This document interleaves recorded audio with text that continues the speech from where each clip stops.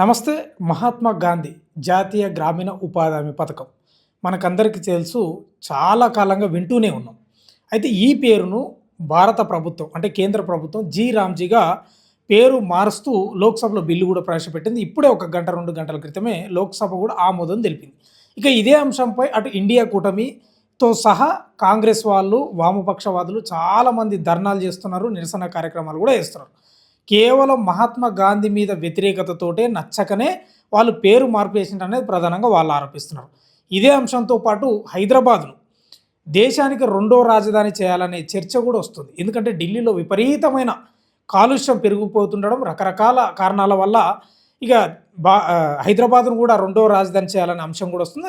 ఇంకో వాదన ఏంటంటే కేంద్ర పాలిత ప్రాంతం చేయాలనే ఆలోచన చేస్తున్నట్టు కూడా కొన్ని అంశాలు ఇట్లా ముడిపడి కొన్ని వార్తలు అయితే బయటకు వస్తున్నాయి. అసలు అవి నిజమా కాదా, అసలు అయితే నిజంగా బాగుంటుందా ఇట్లా ఈ 3 అంశాల గురించి మాట్లాడే ప్రయత్నం చేద్దాం. మన దగ్గర ప్రొఫెసర్ గాలి వినోద్ కుమార్ గారు ఉన్నారు. సార్ నమస్కారం. సార్ నమస్తే అమ్మా. సార్ ఇప్పుడు మీరు చూస్తూనే ఉన్నారు, మహాత్మా గాంధీ సంబంధించిన గ్రామీణ ఉపాధి హామీ పథకానికి సంబంధించి రామ్జీ అనే పేరు మార్చిండ్రు. దానిపై నిరసన కార్యక్రమం ఇప్పుడు కూడా జరిగింది గాంధీ భవన్లో. అసలు ఏం సార్ ఆ పేరు మార్చడం వెనుక ఉద్దేశం ఏంది? అసలు కేంద్ర ప్రభుత్వానికి ఏమైనా లాభమా, నష్టమా, లేకపోతే ఉద్దేశం ఏంది అనేది ప్రధానంగా ఏం చెప్తారు సార్? కేంద్ర ప్రభుత్వం అనేది ఖచ్చితంగా అది అంటే జై శ్రీరామ్ నినాదంతో రాముని యొక్క అంటే మతతత్వాన్ని ఖచ్చితంగా పరిపాలనలో మతతత్వం ఉండాలనేది వాళ్ళ ఎజెండా. కాబట్టి రాముని వాళ్ళ ఆదర్శ పురుషుగా పెట్టుకున్నారు. ఇప్పుడు కాంగ్రెస్కు గాంధీ ఆదర్శ పురుషుడు అన్నట్టుగానే బీజేపీకి రాముడు ఆదర్శ పురుషుడు. కాబట్టి వీళ్ళ పరిపాలన వచ్చింది కాబట్టి వాళ్ళు వాళ్ళ పథకం పేరు మార్చుకుంటారు. రేపు కాంగ్రెస్ వస్తే కాంగ్రెస్ మళ్ళీ యథావిధిగా కొనసాగిస్తుంది. దీని విషయంలో అంత పెద్దగా బాగా పెద్ద రచ చేయాల్సిన అవసరం ఉన్నదని అయితే నేను అనుకోను. ఆర్పీఐ పార్టీగా మేము ఇద్దరు మాకు మనవాదులే, మతత్వవాదులే. అది కాంగ్రెస్ అయినా అది బ్రాహ్మణాధిపత్య పార్టీ, బీజేపీ అయినా బ్రాహ్మణాధిపత్య పార్టీ, అది మనవాద పార్టీ. కాబట్టి మా పార్టీ దృక్పథం ఏంటంటే అంబేద్కర్ పేరు పెట్టాలని. దానికి మీరు ఆ పేరు ఈ పేరు వద్దు, అంబేద్కర్ పేరు పెట్టండి. భారత రాజ్యాంగ పిత, రాజ్యాంగ నిర్మాత. ఇప్పుడు మీరు అనవసరంగా మతతత్వాన్ని ఎందుకు రెచ్చగొడుతున్నారు? ఇప్పుడు ఆయన మతతత్వవాది, ఎవరు రాముడు పేరు మీద తీసుకుంటే హిందుత్వ అనేది వస్తుంది, ఒక మతానికి సంబంధించిన సింబాలిక్ వస్తుంది. గాంధీ వచ్చేసరికి ఆయన కూడా జై శ్రీరామే అన్నాడు, రామ్ అన్నాడు, ఆయన హే రామ్ అన్నాడు. అవునా? ఇప్పుడు వాళ్ళ రామ్కు ఈ రామ్కి పెద్ద తేడా ఏముంది? ఏ రామ్ అని ఈయన చచ్చిపోయాడు గాడ్సే తుపాకీ చేసినప్పుడు, కాల్చినప్పుడు. అవునా? ఆయన చాలా సందర్భాలలో హే రామ్ రామ్ అని అన్నాడు ఆయన. కాబట్టి ఇప్పుడు వాళ్ళు పెట్టే రాముకు ఈయన చచ్చిపోయేటప్పుడు మాట్లాడే రాము సేమ్ కదా, ఇద్దరు ఒకటే కదా. కాబట్టి కాంగ్రెస్కు ఆ పేరు తీసి రామ్ పేరు పెట్టిన పెద్ద ఒకటే. కానీ ఆ నిజమైన సెక్యులర్వాది అయిన అంబేద్కర్ పేరు పెట్టాలని మా ఆర్పీఐ పార్టీ డిమాండ్ చేస్తూ ఉంది. ఎందుకంటే అంబేద్కర్ పేరు పెట్టడం వల్ల ఈ దేశంలో సెక్యులరిజం కాపాడబడుతుంది. ఒక మతానికి ఏ సింబాలిక్గా ఉండదు. రాజ్యాంగం అందరిది, ప్రజలందరిది, అన్ని మతాలది సమానంగా చూస్తుంది, అన్ని కులాలని సమానంగా చూస్తుంది, అన్ని ప్రాంతాలని, అన్ని భాషలను సమానంగా చూస్తుంది. అట్లాంటి దృక్పథం అంబేద్కర్ పేరు పెట్టాలని నాలాంటి వాళ్ళు డిమాండ్ చేస్తున్నారు. అంటే ప్రధానంగా మహాత్మా గాంధీని ఒక జాతిపితగా అందరు చూస్తారు. ఎందుకు విద్వేషం రెచ్చగొడుతున్నారు ఆయన మీద? ఓకే, వామపక్షవాదులు కూడా ఇప్పటిదాకా నేను మాట్లాడింది సార్. వాళ్ళు చెప్తున్నది ఏంటంటే మహాత్మా గాంధీ పేరు తీసేసిండ్రు కదా, ఓకే గాడ్సే పేరు పెట్టుకుంటే బాగుండేది కదా అని వాళ్ళు కూడా సూచిస్తారు సార్. ఏమంటారు సార్ దాని గురించి? అదే నేను ఏమంటారంటే, వాళ్ళు గాడ్సే పేరు చెప్పుకున్నా మాకు అభ్యంతరం లేదు, వాళ్ళు రామ్జీ పేరు పెట్టుకున్నా మాకు అభ్యంతరం లేదు, లేదా గాంధీ పేరు కొనసాగించినా మాకు అభ్యంతరం లేదు. వీళ్ళందరూ మనవాదులే, వీళ్ళందరూ యథాతథవాదులే, వీళ్ళందరూ కులవేస్త ఉండాలన్న వాళ్ళే, వీళ్ళందరూ అంటరానితనం ఉండాలన్న వాళ్ళే. కాబట్టి ఎవరుంటే మాకేంటి? సో ఇవన్నీ నిర్మూలన కావాలి, అసమానతలు పోవాలన్నాడు అంబేద్కర్గా. కాబట్టి మేమైతే అంబేద్కర్ పేరు పెట్టాలని అంటున్నాం. దానికి ఆర్పీఐ పార్టీగా మేము డిమాండ్ చేసేది ఏంటంటే, అరే మీరు ఈ మతాల జోలికి పోకండి. ఈ భారతదేశం, భారత రాజ్యాంగం సెక్యులర్ రాజ్యాంగము. సో కాబట్టి మీరు గాడ్సే పేరు కానీ, గాంధీ పేరు కానీ, శ్రీరాముని పేరు కానీ తీసేయండి. సెక్యులర్ వాది అని అంబేద్కర్ పేరు పెట్టండి. బాగా అద్భుతంగా ఉంటుంది ఆ స్కీమ్కు. పేదోడు అంబేద్కర్, పేద జాతుల నుండి పుట్టినోడు అంబేద్కర్. అది ఆ పథకం కూడా పేదల కోసం పెట్టిన పథకం. కాబట్టి పేద వర్గాలను కాపాడాలంటే పేదల్లో అంత ప్రతిభావంతులు ప్రపంచంలో ఎవరు లేరు అంబేద్కర్ లాగా. ఆయన పేరు పెట్టండి. అంటే ప్రధానంగా మహాత్మా గాంధీ పేరు తీసి వాళ్ళు రామ్జీ పెట్టుకున్నారు. తర్వాత మీరేమో అంబేద్కర్ పేరు పెట్టమంటున్నారు. అసలు పేర్ల మార్పు వల్ల నిజంగా పేదల బతుకులు మారతాయా అంటే ఏం చెప్తారు సార్? అస్సలు మారాయి. అంబేద్కర్ పేరు పెట్టినా కూడా మారాయి. అవి ఏంటంటే పథకాలని కరెక్ట్గా ఇంప్లిమెంట్ చేసినప్పుడు వాళ్ళ బతుకులు మారుతాయి. ఎంత మాత్రాన బతుకులు మారుతాయి అనుకోవడం బుద్ధి తక్కువ పని. నేను ఆ విషయంలో అంబేద్కర్ పేరు పెడితే అభివృద్ధి అవుతారు, అంబేద్కర్ పేరు తీసేస్తే అభివృద్ధి కారని అనను. ఏ పథకమైనా సరే సామాన్యునికి పేదవానికి అందినప్పుడే నిజమైన మార్పు వస్తుంది. కాకపోతే నేనేమంటున్నానంటే, సరే మీకు పేర్ల విషయంలో అంత ఇబ్బంది అయితే మీరు గాంధీ పేరు వద్దు, రామన్ పేరు వద్దు, అంబేద్కర్ పేరు పెట్టినట్టున్నా. ఎందుకంటే ఆయన ఒక సెక్యులర్ వాది, ఒక రాజ్యాంగంలో సమానత్వాన్ని తీసుకొచ్చిన వాది. ఇలా సమత భారతదేశం కావాలా, మత భారతదేశం కాదు, లేదా కాంగ్రెస్ యొక్క భారతదేశం కాదు. సమత భారతదేశం అంటే అందరికీ సమానమైన అవకాశాలు, సమానమైన హక్కులు, సమానమైన హోదా రాజ్యాంగం ద్వారా ఆశించిన అంబేద్కర్ ఆయన పేరు పెడితే ఒక గౌరవం ఉంటుంది అనుకుంటున్నాను. పేర్లు కనుక మార్చాలని కూడా అట్లా పెట్టుకోండి. లేదంటే మీకు అసలు ఎవరి పేరు పెట్టకండి. ఎందుకు పేరు పెట్టాలి? పథకం డైరెక్ట్గా ఆ పథకం పేరే పెట్టండి. ఏదైతే గ్రామీణ అభివృద్ధి పథకం పెట్టండి. ఒకవేళ అంబేద్కర్ గారి పేరు పెట్టినా కూడా కొన్ని వర్గాల నుంచి వ్యతిరేకత రాదు అని అనుకుంటున్నారా సార్ మీరు? రాదు అనడం కంటే కూడా భారతదేశం సెక్యులరా కాదా అనేది నాకు ఇంపార్టెంట్. అంటే సింబాలిక్గా ఒక దేవుడికి సింబాలిక్గా శ్రీరాముడు ఉన్నాడు. అంటే దేవుడు అంటే ఒక మతానికి దేవుడు. అంబేద్కర్ ఏ మతానికి దేవుడు కాదు కదా. ఇప్పుడు గాంధీ గారు ఉన్నారు, గాంధీ గారు జాతిపిత, గౌరవిద్దాం, తప్పేం లేదు. కానీ ఇవాళ ఏమవుతుంది పరిస్థితి? గాంధీ గారు కూడా హే రామ్ అనే చనిపోయాడు. అంటే గాంధీ గారు కూడా ఒక రకంగా ఆయన హిందుత్వ వర్ణాశ్రమ ధర్మాన్ని, కులధర్మాన్ని పాటించిన ఒక సాంప్రదాయ హైందవవాది. సో కాబట్టి ఈ హైందవవాది అయినా, ఆ టెర్రరిస్ట్ హైందవవాది అయినా, ఇప్పుడు వాళ్ళేమో టెర్రరిస్ట్ హైందవ్ బీజేపీ, ఈయన కొంచెం ఏమంటారు దాన్ని, సాత్వికమైన హైందవవాది. బట్ ఇద్దరు హైందవవాదులేగా. సో కాబట్టి హిందుత్వ ఐడియాలజికల్ హైందవవాది అయినా, లేదంటే కనీసం హిందూ ఐడియాలజీవాది అయినా, బోత్ ఆర్ సేమ్. కాకపోతే కొంచెం ఈయన ఉగ్రవాద రూపము, ఈయన కొంచెం శాంతియుత రూపం. నేను ఇద్దరు వద్దంటున్నా. అంబేద్కర్ అందుకే పెట్టమంటున్నా. అంబేద్కర్ అయితే సమతావాది, సమానత్వాన్ని కోరుకుంటాడు, పేదలను జీవితాలను బాగు చేయాలని కోరుకుంటాడు. కాబట్టి ఆర్పీఐ పార్టీగా నా డిమాండ్ ఏంటంటే, మీరు ఇద్దరు పేర్లు తీసేసి అంబేద్కర్ పేరు పెట్టమంటున్నా. అది కనుక పేర్లు ఎవరు పెట్టద్దు అనుకుంటే సేమ్ పథకం పెట్టండి. అదే పథకం పేరు ఉంచండి, పేర్లు వద్దు. ఎవరి పేరు లేకపోతే ఏమవుతుంది? పథకం అమలు కాదా? ఇవాళ గ్రామీణ అభివృద్ధి పథకం అన్నాం, గ్రామాల పేరుంది కదా, చాలదా? అంతకంటే కావాల్సింది ఏముంది సార్? ఈ మధ్యకాలంలో కూడా కొన్ని వార్తలు వస్తున్నాయి సార్.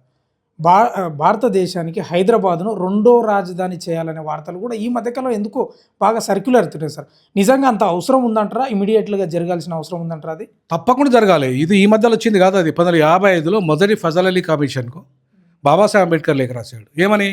మీరు ఉత్తరాదికి మీరు ఢిల్లీని పెట్టండి, దక్షిణాదికి హైదరాబాద్ని చేయండి. ఉత్తరాది మాత్రమే ఈ దేశంలో ఆధిపత్యం చేస్తున్నది. వాళ్ళు పెద్ద రాష్ట్రాలుగా ఉన్నాయి. ఉత్తరప్రదేశ్ 85 ఎంపీలు ఉండే అప్పుడు, మొన్న తర్వాత 80 ఎంపీలుగా మారింది. అలాగే మధ్యప్రదేశ్ కానీ బీహార్ కానీ పెద్ద రాష్ట్రాలుగా ఉండి ఈ దేశంలో పూర్తి ఆధిపత్యం చేస్తాయి. మీకు ఎంపీల సంఖ్య మీదే ఎక్కువ ఉంటుంది. కాబట్టి మీ ప్రాంతమే ఎప్పుడు ప్రధానమంత్రి అవుతాడు, మీ ప్రాంతంలో ఉండే రాష్ట్రపతి అవుతాడు, ఉపరాష్ట్రపతి అవుతాడు. మీ ప్రాంతం పూర్తి స్థాయిలో అన్ని రకాల ఆధిపత్యం చేస్తుంది. కాబట్టి ఈ ఉత్తరాది ఆధిపత్యం పోవాలి అంటే, ఈ అభివృద్ధి ఫలాలు, దేశాభివృద్ధి ఫలాలు దక్షిణాది కూడా రావాలంటే హైదరాబాద్ను దేశానికి రెండవ రాజధాని చేయండి. బ్రిటిష్ కాలంలో 2 రాజధానులు ఉండే దేశానికి, ముఘల్ కాలంలో 2 రాజధానులు ఉండే ఈ దేశానికి, మరి స్వతంత్ర భారతదేశంలో ఎందుకు ఉండకూడదు 2 రాజధానులు? ఉండాలని అంబేద్కర్ కోరుకున్నాడు. పరిపాలన విభజన కోసం, ప్రజలు సమగ్రంగా అభివృద్ధి చెందడం కోసం ఇవాళ ఈ దేశానికి 2 రాజధానులు ఉండాలి. అంతేకాకుండా 2 కోట్ల జనాభాతో ఒక రాష్ట్రం ఏర్పడాలి. అంతేగాని ఉత్తరప్రదేశ్ జనాభా ఎంత అంటే 25 కోట్లు. మొత్తం దక్షిణాది రాష్ట్రాల జనాభా అంతా కలిపితే ఒక ఉత్తరప్రదేశ్ అంతా జనాభా సమానం. మరి ఎంపీలు అక్కడ ఎక్కువ ఉన్నారా? మన దక్షిణాదిలో ఎక్కువ ఉన్నారు రాష్ట్రాలలో. మీరు ఈశాన్య రాష్ట్రాల్లో పోండి, ఒక ఎంపీ, 2 ఎంపీలు ఉంటారు. ఈశాన్య రాష్ట్రాలలో 80 ఎంపీలు మీరు ఆధిపత్యం చేస్తారా? లేదా 17 తెలంగాణ ఆధిపత్యం చేస్తారు. దేశంలో ఎవరు ఆధిపత్యం చేస్తారు? ఉత్తరప్రదేశ్ ఆధిపత్యం చేస్తారు. మీరు యూపీని విభజించకుండా ఏపీని ఎందుకు విభజించారు తెలంగాణ పేరుతోని? ఎందుకంటే మీ దగ్గర 80 ఎంపీలు అట్నే ఉండాలి, మేము 42 ఎంపీలకి డివైడ్ కావాలి. దక్షిణాదిలో మేము కీలకమైన రాష్ట్రం మాది. దక్షిణాదిలో ప్రధానమంత్రి ఎవడు కావద్దు. ఇప్పుడు ఆనాడు రాజశేఖర రెడ్డి యూపీఏ సెకండ్లో ఆయన దాదాపు 18 కాదు, ఆయన గెలిపించింది 32 మందిని గెలిపించాడు. 32 మందిలో వెరీ బాగా ప్రామినెంట్ సంఖ్యను గెలిపించాడు ఆయన. సో ఆయన నా శవం మీదకెళ్ళే తెలంగాణ ఇవ్వాలన్నాడు ఆయన. అట్లనే ఆయన శవాన్ని చేసి తెలంగాణ ఇచ్చారు. ఎందుకు? దక్షిణాదిని వీక్ చేయడానికి. ఎందుకంటే ఆయన నేను ఎందుకు ఈ దేశానికి ప్రధానమంత్రి కాకూడదని అడిగిండు ఆయన. రాజశేఖర రెడ్డి. మీరు యూపీఏ 1 యూపీఏ 2లో మీరే అవుతారు ఎప్పటికి ఉత్తరాది వాళ్ళు, దక్షిణాది నుండి ఎందుకు కావద్దన్నారు. అంటే దక్షిణాది నుండి పర్మనెంట్గా ఎవడు ప్రధానమంత్రి కాకుండా ఉండాలంటే దక్షిణాదిని డివైడ్ చేయాలి. ఉత్తరాది నుండి ఎప్పటికి ఉండాలంటే యూపీని డివైడ్ చేయొద్దు, మధ్యప్రదేశ్ డివైడ్ చేయొద్దు, బీహార్ డివైడ్ చేయొద్దు. అంటే సార్ గతంలో కాంగ్రెస్ యూపీఏ పాలన ఉన్నది, ఇప్పుడు నరేంద్ర మోడీ ఎన్డీఏ పాలన ఉంది. మరి ఎవరు చేయాలి సార్? ఎందుకంటే ఎప్పటి నుంచో డిమాండ్ ఉంది, మీరు కూడా చెప్పారు ఇప్పటిదాకా. చెప్పలేం. కానీ ఇంకేమిటంటే బాబాసాహెబ్ అంబేద్కర్ ఢిల్లీ ప్రమాదకరమైనడు, పొల్యూషన్ వస్తుంది, ఢిల్లీలో భూకంపాలు వస్తాయన్నాడు, ఢిల్లీ అనేది శత్రు దేశాలకు చాలా దగ్గరగా ఉంటుంది అన్నాడు, బాంబే వేస్తే ఇమీడియట్లీ కొలాప్స్ అయిపోతుంది, హైదరాబాద్ చాలా దూరం ఉంటుంది, మొత్తం డిఫెన్స్ శాఖలన్నీ ఇప్పుడు ఇక్కడే ఉన్నాయి. ఎందుకు? అంబేద్కర్ ప్రతిపాదనతోనే ఆల్ డిఫెన్స్ శాఖలు ఇక్కడ ఉన్నాయి. ఇవాళ ఈ దేశాన్ని కాపాడేది హైదరాబాద్. ఇలా దేశంలోనే అతి పెద్దగా విస్తరింపజేశాడు ఎవరు? ఇవాళ మన ముఖ్యమంత్రి 300 వార్డులు చేసిండు, అవునా? 300 వార్డులు చేయడం వల్ల మొత్తం పెద్ద సంఖ్యలో ఇక్కడ దేశానికి ప్రధాన అంటే అసలు ఢిల్లీని వదిలిపెట్టి ఇవాళ ఇక్కడికి వచ్చే పరిపాలన ఇక్కడికి వచ్చే అవకాశం ఉంది ఇక్కడ. ఎందుకంటే అతి పెద్ద వార్డుగా ఇలా హైదరాబాద్ రాబోతున్నది. ప్రపంచ మార్కెట్లో ఢిల్లీని తలదన్నే విధంగా డెవలప్ కాబోతున్నది. సార్ ఈ మున్సిపాలిటీలు కార్పొరేషన్లు కూడా విలీనం అవుతున్నాయి జిహెచ్ఎం సార్, ఇందులో భాగమే అనుకోవాలా సార్? అది 100%. నేను మొదటి నుండి చెప్తున్నాను, హైదరాబాదు సెకండ్ క్యాపిటల్ అనే అంశానికి ఆర్పీఐ కట్టుబడి ఉంది. బాబాసాహెబ్ అంబేద్కర్ 55లో చెప్పాడు. మీరు ఢిల్లీ వాతావరణం చూడండి, ఎక్స్ట్రీమ్ వేడి ఉంటుంది, ఎక్స్ట్రీమ్ చలి ఉంటుంది. కానీ హైదరాబాద్లో అట్లా ఉంటుందా? చూసారా మీరు ఎప్పుడన్నా? బాగా వేడి బాగా చలి చూసారా? నార్మల్గా ఉంటుంది ఇక్కడ. కాబట్టి హైదరాబాదు ప్రపంచం మొత్తం నేను అమెరికా పోయాను, లండన్ పోయాను, చాలా దేశాలు పోయాను, ఎక్స్ట్రీమ్ చలి ఎక్స్ట్రీమ్ వేడి. కానీ ఇక్కడ ఆ పరిస్థితి ఉండదు. ప్రపంచంలో అత్యంత సేఫెస్ట్ నగరంగా, వాతావరణ పరంగా కావచ్చు, రక్షణ పరంగా కావచ్చు, అలాగే ఇవాళ అవకాశాల పరంగా కావచ్చు, లివింగ్ స్టేటస్ కూడా కావచ్చు. ఇప్పుడు నువ్వు ఢిల్లీలో నీకు రెంటు డబుల్ బెడ్రూమ్ రెంటు ఇక్కడ 8,000 9,000 దొరుకుతుంది, లేదా 10,000 దొరుకుతుంది. అక్కడ 35,000 బాంబేలో, ఢిల్లీకి పోతే 25,000. మరి ఇక్కడ కంటే 10 రెట్లు ఎక్కువ కాస్ట్ ఉంది ఆడ, లివింగ్ కాస్ట్. మరి హైదరాబాద్ సేఫా కాదా? సో కాబట్టి ఏ రకంగా చూసినా లివింగ్ ఎక్స్పెన్సెస్లో కానీ, రక్షణ రంగంలో కానీ, వాతావరణంలో కానీ, శత్రుదేశాలకు దూరంగా ఉండడం కానీ, అలాగే మొత్తం డిఫెన్స్లో కూడా అన్నీ ఇక్కడే ఉన్నాయి. కాబట్టి ఈ దేశాన్ని సురక్షితంగా కాపాడే నగరం హైదరాబాద్. సో కాబట్టి దీనికి సెకండ్ క్యాపిటల్ కావాలని 55లో అంబేద్కర్ చెప్పాడు. మరి ఎందుకు చేయకూడదు? ఇంకా ఎందుకు చేయొద్దు? అంటే ప్రధానంగా ఇప్పుడున్న ప్రధానమంత్రులు గతంలో కూడా ఉత్తర భారతదేశం వాళ్ళకి పట్టింపు ఉంటుందంటారా సార్? 100% ఉండాల్సిందే. ఎందుకు ఉండాల్సిందే అంటే శాస్త్రవేత్తలు చెప్తున్నారు, హెచ్చరిక చేస్తున్నారు, బాబు ఢిల్లీని చాలా ప్రమాదకరంలో పోతున్నది, పొల్యూషన్ విపరీతంగా అయిపోయింది, ఇక్కడ మనుషులు చచ్చిపోతారు, వీరు కూడా చచ్చిపోతారు, ఇక మీరు అక్కడ ఉండదురా పోయి హైదరాబాద్ పోండి అని చెప్పేసి శాస్త్రవేత్తలు అందరూ మొత్తుకుంటారు. కాబట్టి ఖచ్చితంగా అనివార్యంగా ఢిల్లీ కదిలి వస్తుంది. వీళ్ళకి సెకండ్ క్యాపిటల్ ఇక్కడ పెట్టేస్తుంది. రాష్ట్రపతి నిలయం ఎప్పుడో ఉంది, మరి ఇప్పుడు రాష్ట్రపతి గారు ఇక్కడే ఉన్నారు, అవునా? సో కాబట్టి ఇక్కడ రాష్ట్రపతి నిలయం ఉన్నాక పార్లమెంట్ పెట్టడం తప్పే ఉంది. ఈ భారతదేశంలో ఉత్తరాది వాళ్ళే పరిపాలిస్తారా? మేము పరిపాలించద్దా? 6 నెలలు పరిపాలన అక్కడ ఉండాలి, 6 నెలలు పరిపాలన ఇక్కడ ఉండాలి, అంబేద్కర్ అప్పుడే చెప్పాడు. కాబట్టి ఖచ్చితంగా ఇక్కడ ఉండాల్సిందే. కొంతమంది వాదన ఏంది, ఇది ఏమైనా యూనియన్ టెరిటరీ అవుతుందని, కేంద్రపాలిత ప్రాంతం అవుతుందని. అరే కేంద్రపాలిత ప్రాంతం అయితే తప్పేందా? ఇప్పుడు కంటోన్మెంట్ ఉంది, అది కేంద్రపాలిత ప్రాంతం కాదా? కంటోన్మెంట్ నడుస్తుందండి ఇప్పటికీ ఏమైనా సీఎం దాన్ని కంట్రోల్ చేస్తాడా? లేకపోతే అక్కడ గోల్కొండ దగ్గర కంటోన్మెంట్ ఉంది, ఏమైనా సీఎం కంట్రోల్ చేస్తాడా? దాన్ని ఎవరు కంట్రోల్ చేస్తారు? సెంట్రలే. ఇక్కడ ఈ కంటోన్మెంట్ని సెంట్రలే కంట్రోల్ చేస్తుంది. రేపు సెకండ్ క్యాపిటల్ పరిధిని కూడా సెంట్రలే కంట్రోల్ చేస్తుంది. తప్పేముంది? ఒక భారతదేశ ప్రధానమంత్రిని కాపాడే బాధ్యత సెంట్రల్ ఫోర్సెస్దా, స్టేట్ ఫోర్స్దా? ఒక ముఖ్యమంత్రిని కాపాడే బాధ్యత ఎవరిది? రాష్ట్ర పోలీసులది. ఒక దేశ ప్రధానమంత్రిని కాపాడే బాధ్యత ఎవరిది? కేంద్ర పోలీసులది. మరి కేంద్ర పోలీసులు ఉన్నప్పుడు ఖచ్చితంగా యూనియన్ టెరిటరీ అవుతుంది. కావాల్సిందే. వద్దని ఎవరంటారు అండి? ప్రపంచంలో ఎక్కడ ఏ ప్రధానమంత్రిని రాష్ట్ర పోలీసులు ప్రొటెక్షన్ ఇవ్వరు. మీరు అమెరికా పోండి, ఫెడరల్ పోలీసు ఉంటాడు, అక్కడ స్టేట్ పోలీసు రాడు, మొత్తం కంట్రోల్ బై ఫెడరల్ పోలీసు. మరి ఆ దేశ రాష్ట్రపతికి రక్షణ ఇవ్వాల్సిన బాధ్యత ఫెడరల్ పోలీసుదా, రాష్ట్ర పోలీసుదా? ఇక్కడ కూడా అంతే కదా. మరి దీనికి పెద్ద అయిపోయి ఏమో అయిపోతుంది. అరే ఏం కాదురా దేశం part of the India, Hyderabad also part of India. ఈ దేశంలో కంటోన్మెంట్ అంటే కేంద్రపాలిత ప్రాంతం అయితే మొత్తం సర్వనాశనం అయిపోతుందా? మరి ఢిల్లీ ఎందుకు కాలేదు? ఢిల్లీ ఎందుకు డెవలప్ అయింది?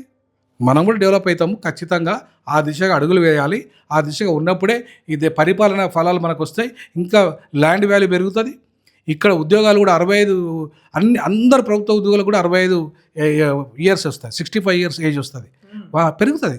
ప్రతి ప్రభుత్వం అంటే ఓన్లీ కేంద్ర ప్రభుత్వమే కాకుండా రాష్ట్ర ప్రభుత్వంలో కూడా ఈ క్యాపిటల్ పరిధిలో ఉన్న అన్ని ప్రభుత్వ శాఖలు జీతాలు వస్తాయి. అట్లాగే కేంద్ర ప్రభుత్వం వచ్చే డిఏ ఎంత వస్తుందో వీళ్ళకి కూడా అంతే వస్తుంది. మరి ఉద్యోగులకు లాభమా నష్టమా? మరి అన్ని రకాలుగా లాభమైనప్పుడు మీరు ఎందుకు దీన్ని వ్యతిరేకిస్తున్నారు? ఇవాళ తెలంగాణ తురుంకాలు మాట్లాడుతున్నారు. అరే తెలంగాణ వచ్చే దొరల పాలైందా, దొంగల పాలైంది. తెలంగాణలో మొత్తం రియల్ ఎస్టేట్ దందాలో ఎవరు బాగుపడ్డారు? ఏమైనా బహుజనులకు ఏమైనా వచ్చిందా? అయింది బీసీ ఎస్టీలకు ఏమైనా వచ్చిందా? అరే ఇది వస్తే రేపు కేంద్ర ప్రభుత్వ ఉద్యోగాలు వస్తాయి, కేంద్ర ప్రభుత్వ ఉద్యోగాలలో ఎస్సీ ఎస్టీ బీసీలకి రిజర్వేషన్ వస్తుంది. ఏది అన్నిట్లలో ఇప్పుడు కేంద్ర ప్రభుత్వ శాఖలు 53 శాఖలు ఉన్నాయి, కీలకమైన శాఖలు. ఆ కీలకమైన శాఖలు అన్ని ఇక్కడ పెట్టారా? తర్వాత ఫారెన్ అంబాసీలు వస్తాయి, ఏది రాయబార కార్యాలయాలు ఇక్కడ పెడతారా? అట్లాగే అన్ని రకాల కేంద్ర ప్రభుత్వ శాఖలు వచ్చినప్పుడు అలా ప్రభుత్వ ఉద్యోగాలు ఉంటాయా? వాటిలో రిజర్వేషన్ ఉంటుందా ఉండదా? మరి అట్లా ఉన్నప్పుడు దానివల్ల లాభమా నష్టమా తెలంగాణ ప్రజలకు? మరి ఇన్ని లాభాలు ఉన్నాక ఎట్లా నువ్వు సెకండ్ క్యాపిటల్ వ్యతిరేకిస్తావండి? ఎట్లా కేంద్ర పాలిత ప్రాంత పేరు మీద వ్యతిరేకిస్తావండి? 100% అంబేద్కర్ వాదులుగా మేము దాన్ని సమర్థిస్తాం. ఖచ్చితంగా హైదరాబాద్ సెకండ్ క్యాపిటల్ కావాల్సిందే, కేంద్ర పాలిత ప్రాంతం అయినా కూడా మాకు అభ్యంతరం లేదు. Okay, thanks.